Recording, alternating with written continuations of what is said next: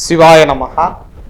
முப்போதும் திருமேனி தீண்டும் ஆதி சைவர்கள் குலத்தில் சுந்தரமூர்த்தி சுவாமிகளின் வழி வழி தோன்றல் திருவான்மியூர் அடியார்க்கு அடியேன் சந்தோஷ் திருமேனி சிவாச்சாரியார்.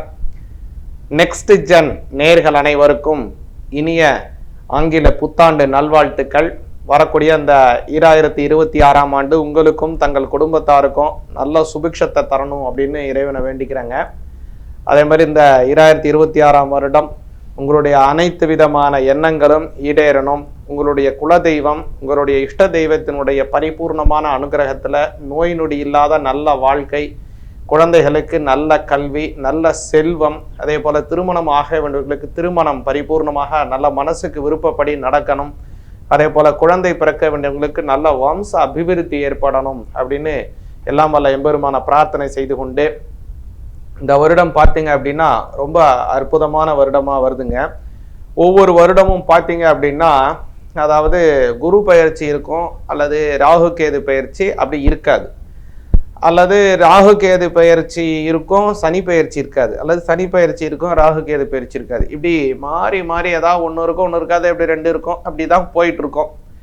இதுதான் பொதுவாக உள்ள ஒரு நியதி. ஆனால் இந்த வருடம் பார்த்தீங்கன்னா 2026 பார்த்தீங்க அப்படின்னா எல்லா கிரகங்களினுடைய பயிற்சி இருக்கு. தாரா கிரகங்களாக இருக்கக்கூடிய அதாவது பார்த்தீங்க அப்படின்னா செவ்வாய் பகவான், புத பகவான், அதே மாதிரி குரு பகவான், அடுத்தது சுக்கிர பகவான், சனி பகவான், எல்லா கிரகங்களினுடைய பயிற்சி இருக்கு. இதுல ஒரு டாப் என்னன்னு கேட்டீங்கன்னா குரு பகவானை சொல்லணும். அவர் ஒரு கிரகத்துல ஒரு வீடை தாண்டி ஒரு ராசியை தாண்டி அடுத்த ராசி வரைக்கும் போறாரு. 3 ராசிக்கு அவர் போறாரு. இதே 2026 அது மாதிரி ஒரு அற்புதமான நல்ல ஒரு மாற்றங்கள் இருக்கு.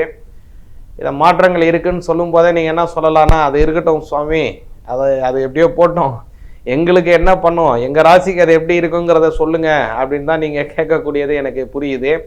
அதனால உங்களுடைய ராசி பலன் எப்படி இருக்குங்கிறத தெளிவா இந்த 2026 எப்படி இருக்குங்கிறத பார்ப்போங்க.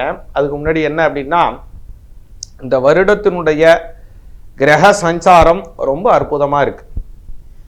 அதனால முதல்ல பார்த்தீங்க அப்படின்னா இந்த வருடத்தினுடைய முதல்ல நடக்கக்கூடியதே சனி பகவானினுடைய பயிற்சி தான் நடக்குது. சரியா பார்த்தீங்கன்னா மார்ச் மாதம் 6ஆம் தேதி இந்த சனி பயிற்சி அப்படிங்கிறது நடக்குது.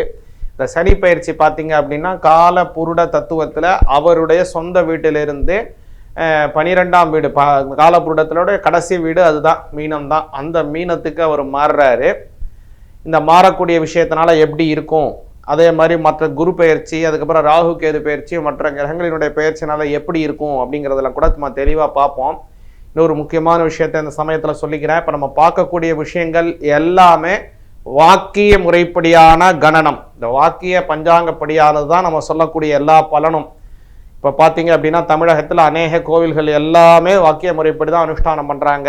அதே மாதிரி நவகிரக கோவில்கள் எல்லாத்துலேயும் சரி, திருக்கடையூர் கோவில் நம்ம சாந்தி கல்யாணம் செய்யக்கூடிய கோயிலாகட்டும், அதே மாதிரி ஆதீனகர்த்தர்களுடைய கோவில்கள் எல்லாத்துலேயுமே சரி, எல்லாமே வாக்கிய முறைப்படி தான் நம்ம அனுஷ்டானம் செய்கிறோம்.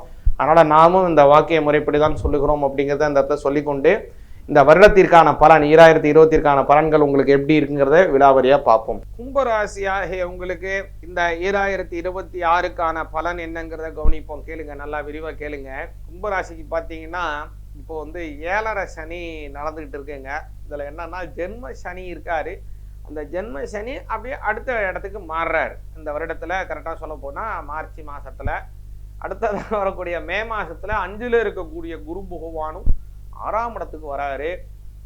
இது உங்களுக்கு ஒரு பெரிய ப்ளஸ்ஸாகவே இருக்கு. அதில் இன்னும் நன்மை என்னன்னு கேட்டிங்கன்னா, உங்களுடைய ராகு பகவான் ஜென்மஸ்தானத்துலேருந்து அப்படியே கீழே இறங்குறாரு வரக்கூடிய அடுத்த நவம்பர் மாதத்தில். அடுத்தது பார்த்தீங்கன்னா உங்களுடைய அதே இந்த ராகு நகரக்கூடிய சமயத்தில் கேதுவும் உங்களுடைய 7ஆம் பாவத்திலிருந்து 6ஆம் பாவத்துக்கு மாறுறாரு.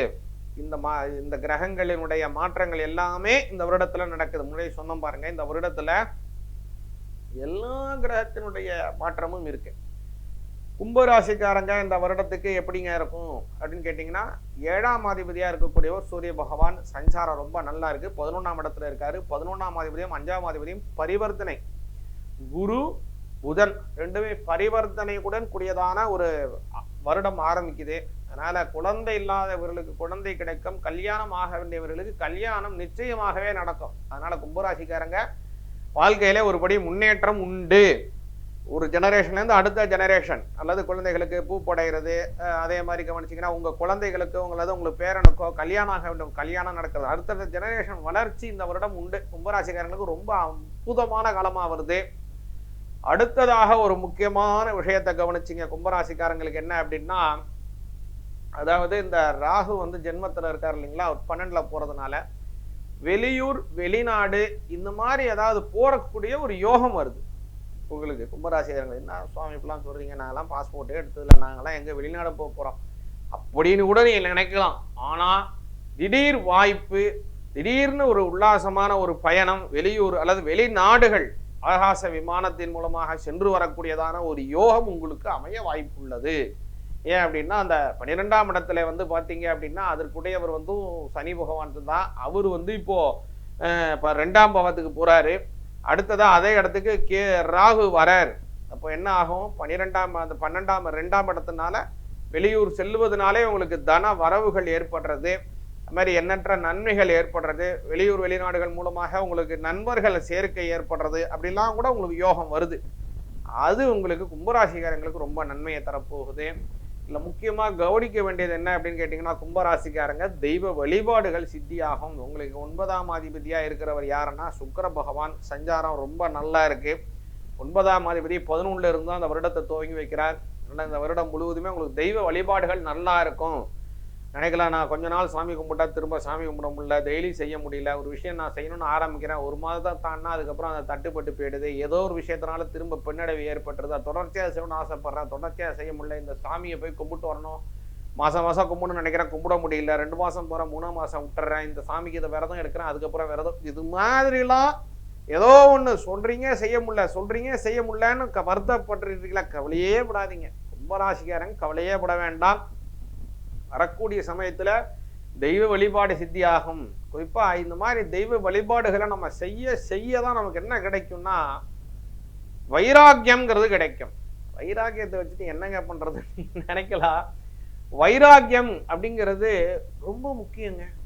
ஒரு விஷயத்துல நீங்க வெற்றி பெறணும் அப்படின்னா அதற்கு மிக மிக முக்கியமானது வைராக்கியம்.